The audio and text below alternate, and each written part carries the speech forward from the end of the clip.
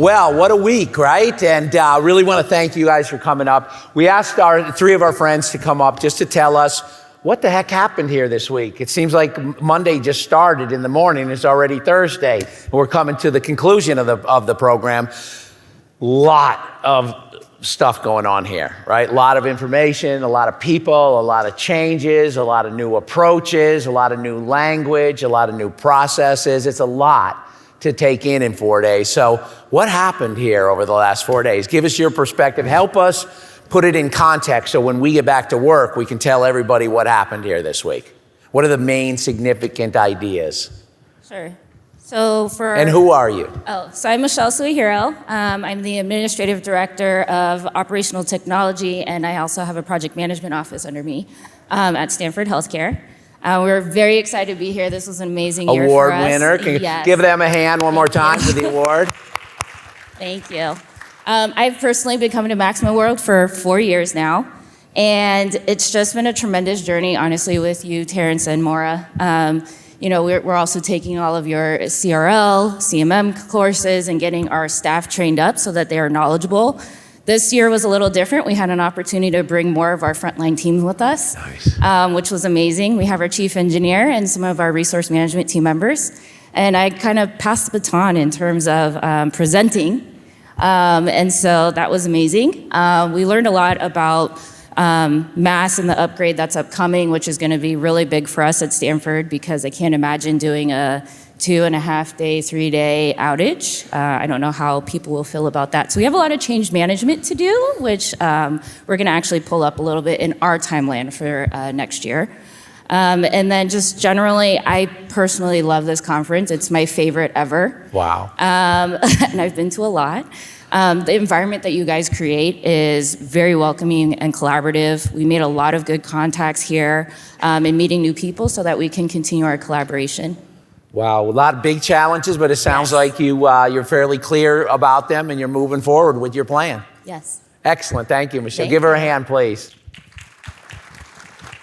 David, you saw it from a little different perspective. You have one of the giant condo structures in there, Cohesive, the booth there, and your company has really expanded. Everybody knows kind of the Cohesive that used to be, and now there's a Cohesive that is, and it's quite different than the Cohesive that used to be. You've taken over the whole world, it seems like. What was this for you? How can you put this in context for our friends here? Yeah, so it's interesting because we've been on this journey. We started in Bentley, and then we started to talk to our friends in the Maximo business, and then we decided that was the business we wanted to be in. So we bought 8 of them and became a global organization that, anywhere in the world, we're working in 7 continents now. Wow. This little startup called Cohesive is part of a multi-billion-dollar operation now. So that allows us to see things perhaps in a different light because our deep-pocketed owners are part of a larger software organization that allows us to bring the solutions that we see here into that world and then vice versa. So it's been a really interesting journey because we started back in, was it 2017, coming to Maximoworld? And it was an interesting dynamic because we had the IT folks on one side of the room, we had the reliability folks on the other side of the room. And there was a separation. And then Maximoworld became an IT conference. And now the narrative has totally changed again. Now we've got the Maximo folk talking about reliability, sustainability, and resiliency. And I'm like, whoa. Did they listen? Or did we were just like knocking on the door and they finally opened the door? I don't know what the answer there is. But I think it boils down to what you're doing, Terry, and your team. You guys are mavens. You're transactionally changing the industry, which is a very important thing to do.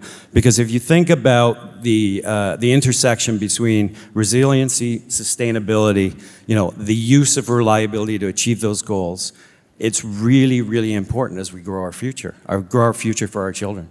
It really is. So we have a say in the discussion now. So yeah, over the course of the week, it was interesting to see the narratives change. People are asking us about reliability solutions, and they're asking the questions. Well, what does reliability have to do with AI and machine learning and that future? And the simple answer is, it's all the foundational pieces that you need to actually achieve value in that domain, right? So it's the stitching together, and that's the lesson that I'm understanding. That's the lesson that I'm hearing, and that's the narrative in the audience, right? All the things that we've tried to fast track to get to that shining star in the future, we're going back in time, and we just heard that. Maximo's launched RCM, right? RCM, what does it stand for? Resource Consuming Monster. No, it is not. It's Reliability Centered Maintenance. And what we need from that are the discrete data points that will allow us, enable us to make better decisions within our tool set moving forward and tomorrow. And people are telling me that now, which is wonderful news. It's music to my ears. So the narrative has changed. You guys have been a tremendous instrument in that discussion. And I can't wait till next year to see what we're doing then. I'm going to double dip a little bit with you also, because Michelle said, look, she passed the torch and now other people on her team are presenting. I had a conversation with you, and you're really viewing your role as almost mentoring some of the younger team members, or next generation team members. And there's a lot of people in our position here with hair. You and I share a hair color. And there's a lot of people out there that do that. So they're reaching 1 year, 2 year, 3 year, 4 year, 5 years. What are we going to do for the next generation, or what's your plan for the next generation? Yeah, so this gray hair is real. It's not a fashion statement. I used to do data science. We call it math in my generation, And then it became statistics, or I used to call it sadistics. But the reality is that is, give them $100,000 more, and now they're a data scientist. There's nothing new. The reality is the RCM piece is 45 years old now. There is nothing new. There is a very defined path, and we can either put barriers up against it, or we can go back to the foundations and build digital organizations on the foundations. And the companies that are doing that or have done that are part of the 1% Club. And those are the ones that are leveraging technology different today. But a big part of that is the human side. So yes, I go back to what the question was. I'm now mentoring our new colleagues. Everybody enjoyed Melissa's discussion on diversity. Yes. Then that narrative has changed. The demands, our new workforce has changed, right? So because they have changed, and their needs and how they interact with technology is changing, or has changed already, we need to mentor in a different way and to give them the tools that they work in. I have 3 daughters at home. They create these incredible environments in Minecraft, and they interact within that world. It's an immersive, contextual experience. Add a little reliability in there, you've created the metaverse, man. That is the future. And those are the people that we're now mentoring today. Nice. To impart our wisdom, if I can be, there's something in there, impart our wisdom to allow them to accelerate and build a greener tomorrow. Love that. Love that. Thank you, David. Russ, give him a hand, please. Thank you. What happened here over the last 4 days? How do we put it in context, and give us a description?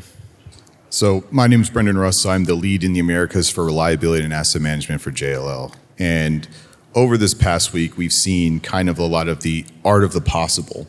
And we're actually crossing that threshold to the art of the now.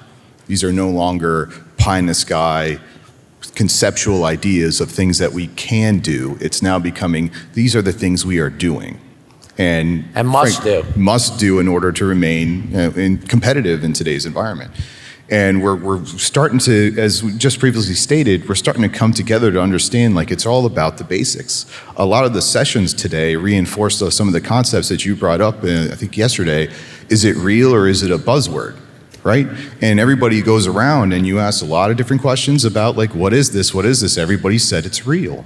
Right? And we're going into these sessions and we're realizing it is achievable, really, really achievable, but only if we go back to the basics. We get the people involved. We make sure that we have our data down. We got that standard. Everybody knows what their place is and how it all works together and what we're all trying to achieve together cohesively.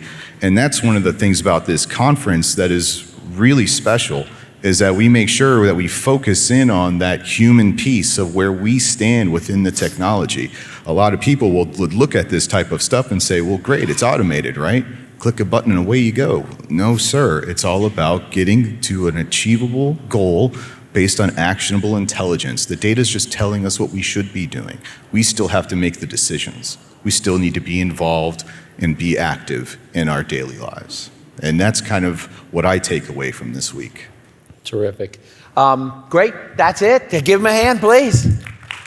Give a hand for our whole panel here. Thank you very much.